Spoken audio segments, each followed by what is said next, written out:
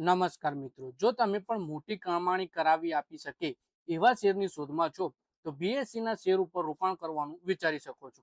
તેનું કારણ એક જ છે કે જૂન ક્વાર્ટરના પરિણામો બાદ આ શેરને કવર કરનારા 18 એક્સપર્ટમાંથી કોઈએ આ શેર વેચવાની સલાહ નથી આપી. આ વર્ષે આ શેર 33% વધી ચૂક્યા છે.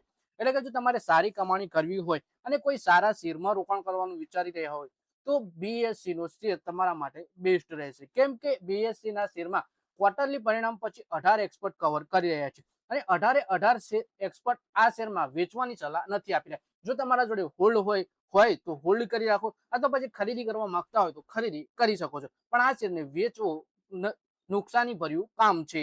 વધારે માહિતી આપણે બીએસસી ના શેર વિશે જોઈએ. ટાર્ગેટ વિશે વાત કરીએ તો 11 એક્સપર્ટ બીએસસી ના શેરને ખરીદવાની સલાહ આપે છે. 60 એક્સપર્ટ તેને તેના પોર્ટફોલિયોમાં હોલ્ડ કરવાની સલાહ આપે છે.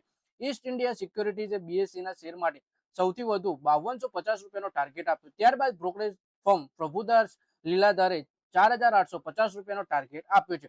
એટલે કે 18 માંથી 11 એક્સપર્ટ ખરીદવાની અને 7 એક્સપર્ટ હોલ્ડ કરી રાખવાની સલાહ આપે છે. સૌથી વધુ ટાર્ગેટ 5250 રૂપિયા આપવામાં આવ્યો છે. 5 ઓગસ્ટના રોજ બીએસસી ના શેર 3494 રૂપિયા ઉપર ટ્રેડ થતા જોવા મળ્યા. આ એશિયાનું સૌથી જૂનું સ્ટોક એક્સચેન્જ છે. ગયા 5 વર્ષમાં શેરે 2487.97% વધે છે. તેનો અર્થ કે આ દરમિયાન શેરે રોકાણકારોના રૂપિયા લગભગ 26 ગણા કરી દીધા છે. બીએસસી નો મુકાબલો સીધો જ એનએસસી સાથે છે. આ બંને દેશના સૌથી મોટા એક્સચેન્જ છે. એનએસસી હાલ શેર બજારમાં લિસ્ટ નથી.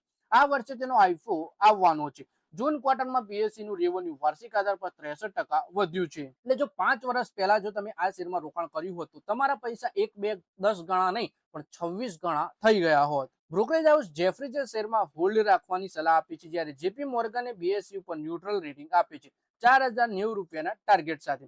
જેફરીઝે પણ રોકાણકારોને બીએસસી ના શેરમાં હોલ્ડ રાખવાની સલાહ આપતા 3520 રૂપિયાનો ટાર્ગેટ આપ્યો. જોકે જેફરીઝે કહ્યું કે બીજા ક્વાર્ટરમાં બીએસસી ના એવરેજ ડેલી ટર્નઓવરમાં ઘટાડો આવી શકે છે. બીએસસી ના શેરમાં નાણાકીય વર્ષ 2027 ના અંદાજિત પ્રતિ શેર અર્નિંગ 48 ગણા ઉપર ટ્રેડિંગ થઈ રહ્યું છે.